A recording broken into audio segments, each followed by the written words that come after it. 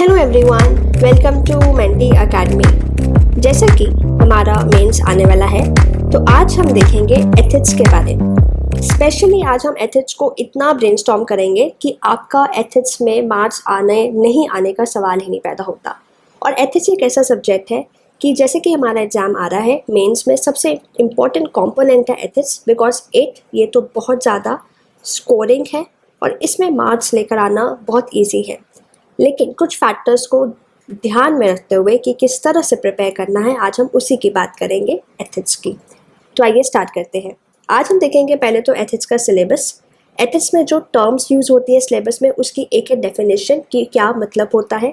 Diagrams देखेंगे आप किस तरह से एथिक्स में यूज़ कर सकते हो, और हम केस स्टडीज़ को भी देखेंगे कि आप किस तरह से हैंडल कर सकते हो।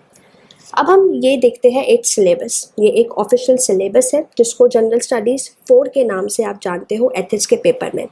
अब इसमें जो सिलेबस है, हमें बताया गया है कि एथिक्स और human interface, attitude, aptitude, emotional intelligence, model thinkers की कंट्रीब्यूशन, पब्लिक सर्विस वैल्यूज़ और पब्लिक एडमिनिस्ट्रेशन में जो प्रॉब्लम्स आती है, प्रॉपर्टी इन गवर्नेंस, और इन सब टॉपिक्स को देखते हुए एक केस स्टडीज़। अब मैं एक एक टर्म आपको एक्सप्लेन करूँगी जो आपके सिलेबस में मेंशन है एथिक्स को लेकर। तो पहले तो क्या चीज़ है एथिक्स? एथिक्स एक मॉरल प्रिंसिपल्स है जो एक इंसान के बिहेवियर को गवर्न करता है कि जब भी वो कोई एक्टिविटी कंडक्ट करता है। दैट मीन्स कि क्या सही है, क्या गलत है, इंडिविजुअल्स को किस तरह किस सिचुएशंस में रिएक्ट करना है, ये उसके एथिक्स उसको बताते हैं।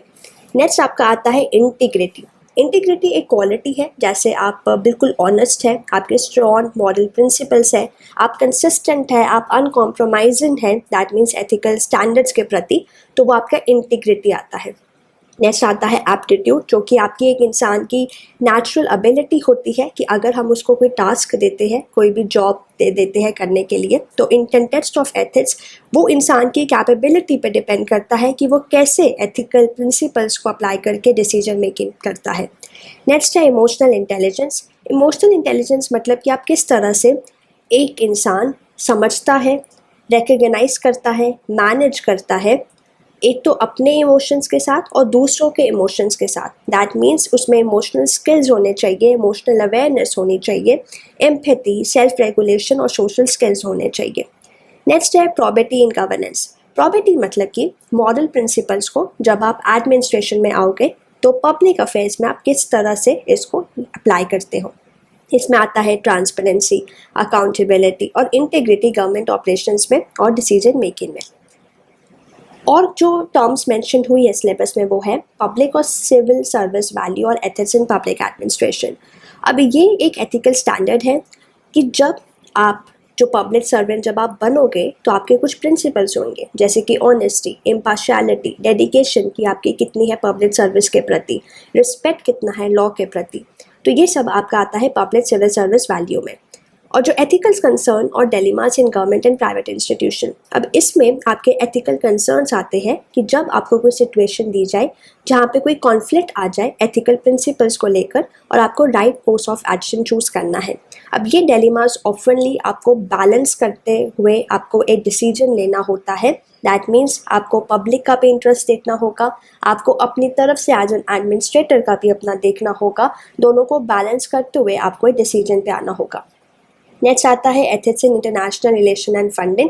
इसमें आपकी एप्लीकेशन आती है एथिकल प्रिंसिपल्स की इंटरनेशनल रिलेशंस में, जैसे कि आपकी फेयरनेस, जस्टिस, जो डिप्लोमेट्स होते हैं कि सॉवरेनिटी के लिए रिस्पेक्ट, एथिकल और इम्प्लीकेशंस हमारे फॉरेन और इन्वेस्टमेंट के लिए। फिर आता है कॉर्पोरेट गवर्नेंस। कॉर्पोरेट गवर्नेंस आपका रेफर किया जाता है जिसमें आपके रूल्स, प्रैक्टिसेस और प्रोसेसेस की किस तरह से कंपनी को कंट्रोल या डायरेक्ट किया जाए।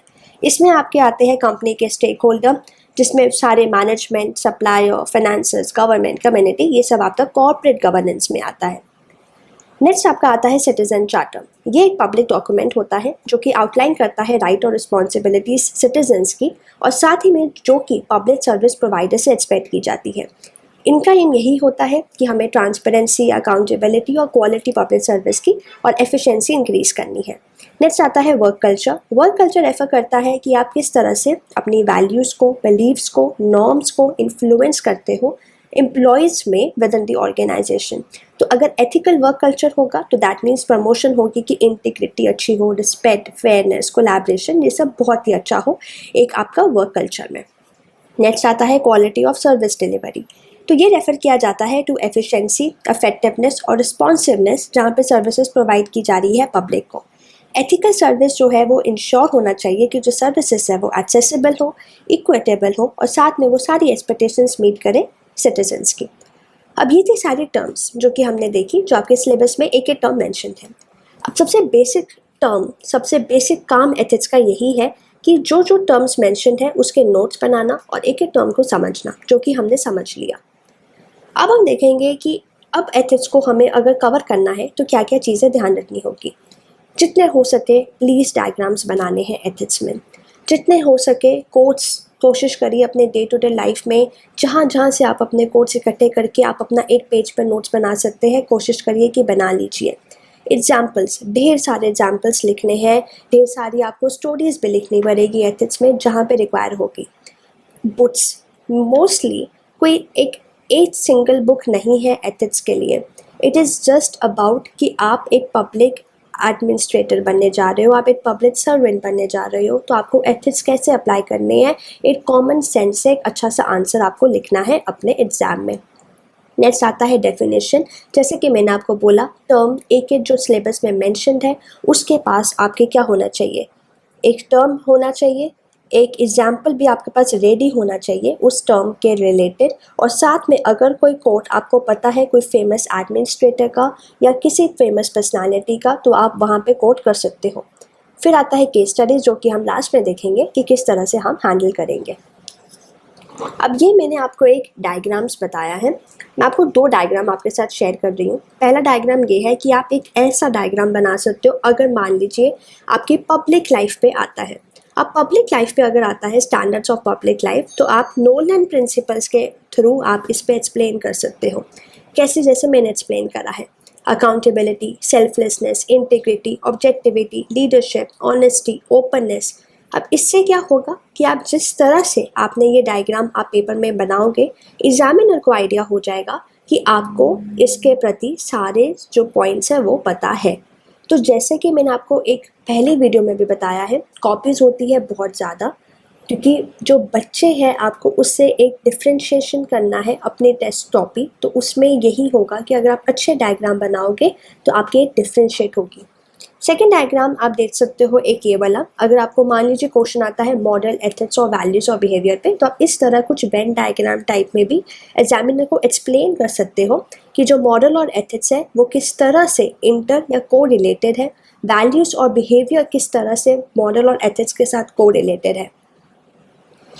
नेक्स्ट हमारा आता है, अब हम कुछ देखेंगे कि best idea, wrong idea. That means कि आपको किस तरह से एथिक्स में क्या करना है और क्या नहीं करना है। तो पहले तो हम ये देखेंगे कि क्या हमें करना है।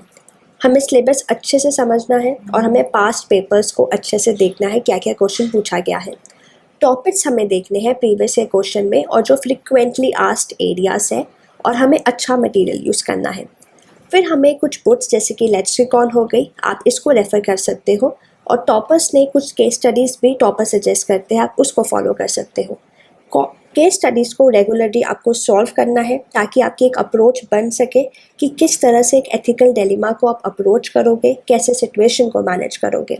करंट अफेयर्स को फॉलो करते रहना है क्योंकि उसमें बहुत सारी आपको एग्जाम्पल्स, कोट्स और वेरियस जो रियल लाइफ स्टोरीज़ आपको मिलेगी अपने आंसर्स में लिखने के लिए।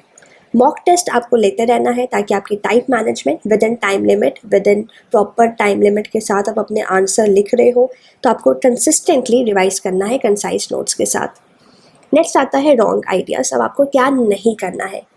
इतने मटेरियल मार्केट में आते हैं, please don't run behind every book, there is nothing like that. ये सबसे बड़ी मिस्टेक होती है एक एस्पिरेंट की, so please refrain from this.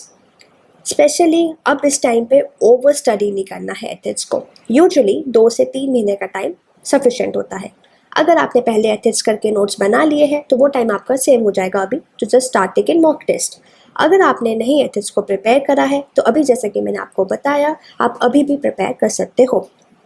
Specially बहुत हैवी फ़िलॉसफी और जो कॉम्प्लेक्स जार्गन होते हैं वो वर्ड्स आपको यूज़ नहीं करने हैं। Be very true to yourself, be very honest, like to the point answer लिखिए इन अ सिंपल लैंग्वेज जो कि सामने एग्जामिनर को समझ आए।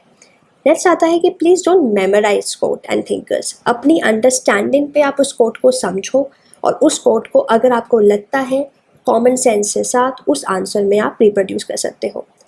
लॉजिकली अपना लिखिए, ना कि फिलोसफिकली, बिकॉज एग्जामिनर को साफ साफ बस यही जानना है कि आप किस तरह से सोचते हैं। अगर आप पब्लिक सर्वेंट बनते हैं, आप किस तरह की, आप अपने एज अ ड्यूटी आप किस तरह से उस सिचुएशन को हैंडल करोगे। आप अगर कॉम्प्लेक्स हैवी वर्ड्स लिखोगे उससे कोई ज़्यादा फर्क नहीं पड़ेगा। अब आते हैं हम केस स्टडीज़ के ऊपर। अब केस स्टडीज़ हमें किस तरह से हमें करनी है। अब केस स्टडीज़ में कुछ पैरामीटर्स होते हैं, तो पहले तो हमें ये आइडेंटिफाई करना है कि किस तरह से क्या केस है। हम यूजली आने वाली वीडियोस में मैं आपके साथ केस स्टडीज़ भी सॉल्व करूँगी, लेकिन आज मैं आपको बताऊँगी एक नॉर्मल पैरामीटर कि पहले तो आप केस को समराइज़ करो, उसमें देखो कौन कौन लोग इन्वॉल्व है, मतलब स्टेक होल्डर्स, और उनके क्या इंटरेस्ट है, उनके क्या एथिकल इश्यूज़ आ रहे हैं उस केस के रिलेटेड। फिर आप ऑप्शंस को इवैल्यूएट करो, कोशिश करो और देखो कि क्या मेरिट और डीमेरिट हो सकते हैं हर ऑप्शन के साथ। अब उनमें से आप एक ऑप्शन चूज़ करो जो आपको सही लगता है उस सिचुएशन में। जैसे कि मैंने आपको बताया, आपको दोनों तरफ बैलेंस करके चलना है। सो आप select the best course of action, explain करो अपनी चॉइस अपने रीज़न के साथ, और लॉन्ग टर्म उसके क्या इम्पैक्ट हो सकते हैं। विद इनोवेटिव सोल्यूशन आपको वो चीज़ प्रोवाइड करनी है। अब ये चीज़ थी आज एथिक्स के ऊपर। यूजली और मैं आपकी वीडियोस लेकर आऊँगी और भी हमारे जो अपकमिंग टॉपिक्स हैं, and you know what to do today. अगर आपको ये वीडियो अच्छी लगी, please don't forget to like, share and subscribe to Mentee Academy. Thank you, and I really hope कि आपको इन वीडियो से बहुत बेनिफिट हो रहा होगा। Thank you, have a nice day.